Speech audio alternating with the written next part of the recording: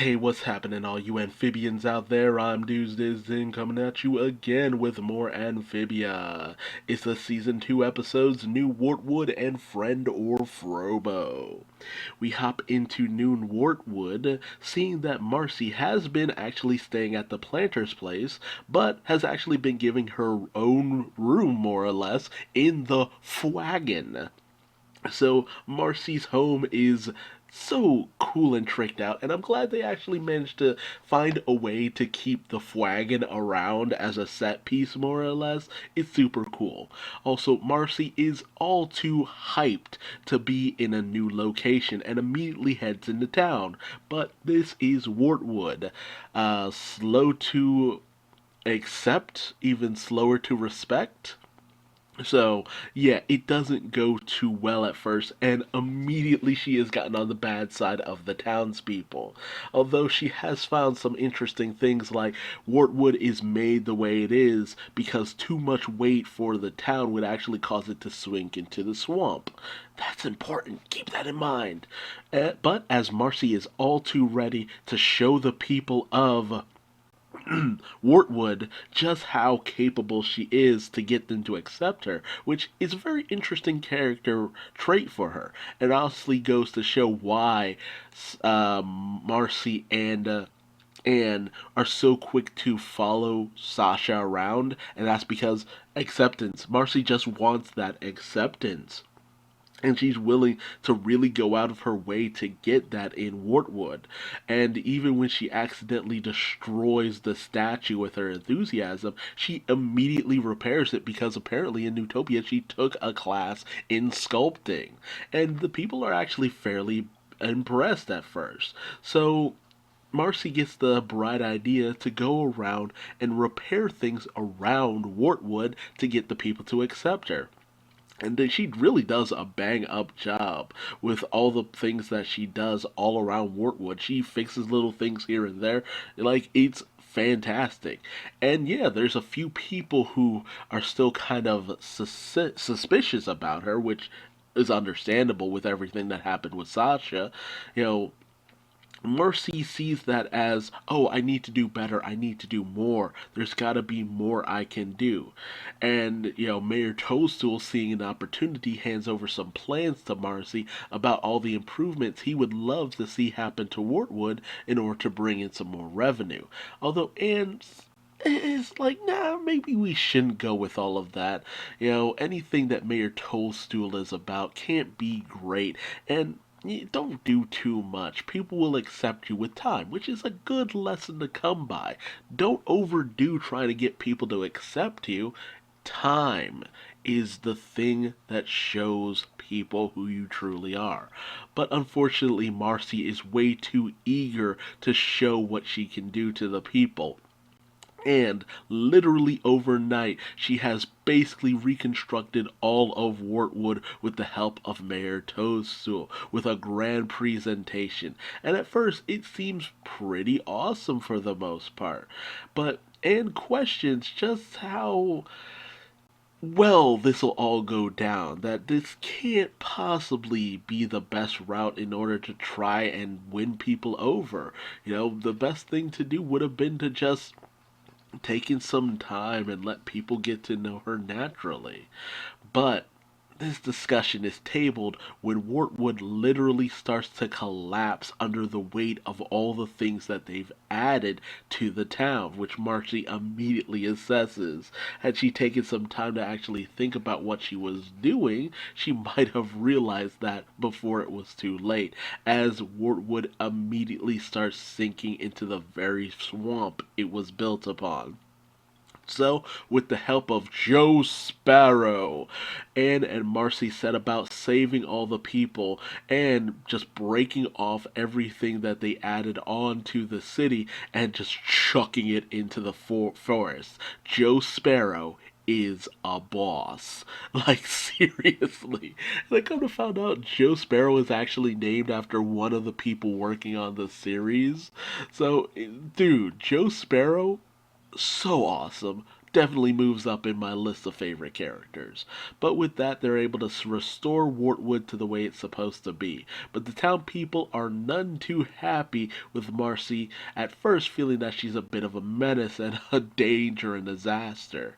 And as Marcy sets about apologizing, they have a big laugh because Anne was exactly the same way. She was a menace in and of herself as well. So they feel that over time they'll get to like Marcy as much as they like Anne.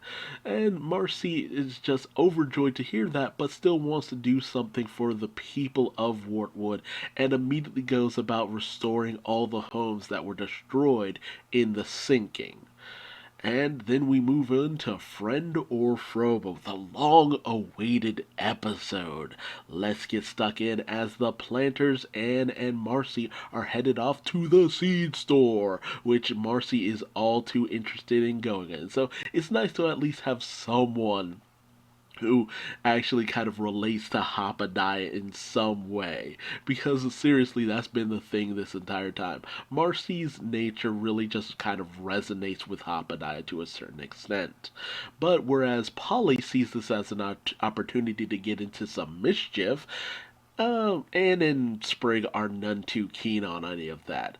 But as Polly creates some havoc in order to get Anne and Sprig in trouble since they're supposed to be in charge of her, they find themselves biting off a little bit more than they can chew. As Polly sees this as an opportunity to sneak away, and unfortunately, because of her size, she can't really cause the kind of havoc that she wants to by herself. That is, until she finds a mysterious figure in the trash. It's the robotic frog that had been following them for, geez, like half a season? Ever since they went to that weird temple that had all these construction process going on, the weird factory underground. But while Polly is afraid of it at first, she finds that it's more of a simple creature, mimicking her actions and all of that. So Polly kind of susses that it seems to be very similar to a creature from one of the games Anne played, a robot, and thus she dubs him Frobo, the robot frog. And Frobo even shows off his immense strength. This thing is a beast. And with a little bit of fun with Polly, immediately he starts creating property damage. And, they escape from getting in trouble with Frobo's elongated robotic arms. This thing is actually pretty awesome. And so Polly has made a new friend who she has taken in under her wing. So she's actually gets to be responsible for something for once. But unfortunately, when she goes in to have a little bit more fun by splashing in the fountain, it causes a lot more harm than good, especially to Wartwood. And as the townspeople come out to see yet another menace amongst their midst, as Polly tries to get people to calm down and to have Frobo show that he's no menace, he ultimately only proves the opposite. And so they start up an angry mob. Because with Marcy, it was a little bit more tame. With this one, it's actively very destructive. But in the process of everyone forming up a mob, Polly is accidentally kicked, and Frobo goes on the attack and starts rampaging across Wartwood. In steps Anne and Sprig, ready to take this thing down in a fairly cool but brief action sequence. But it's not enough as they're kicked to the curb, and Frobo gets ready to eliminate. No, wait, no. Exterminate. But as the townspeople go in to save Sprig and Anne, Polly steps in, trying to quell the chaos for the most part. As Polly tries to get Frobo to understand that, he needs to calm down. These people, and she knows that he was trying to defend her, but this isn't the way. And asks that Frobo, just stop what he's doing. And he says his first words, Polly, much to Polly's immediate delight. But The townspeople are still ready to take this thing apart, but Polly is completely against it, and Anne tries her best to kind of vouch for the creature.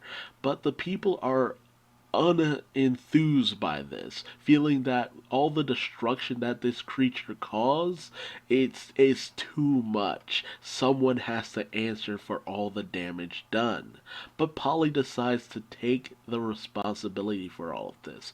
Frobo was only following her lead, and if not for her influence, Frobo would have been just a placid creature, none too dangerous to anyone.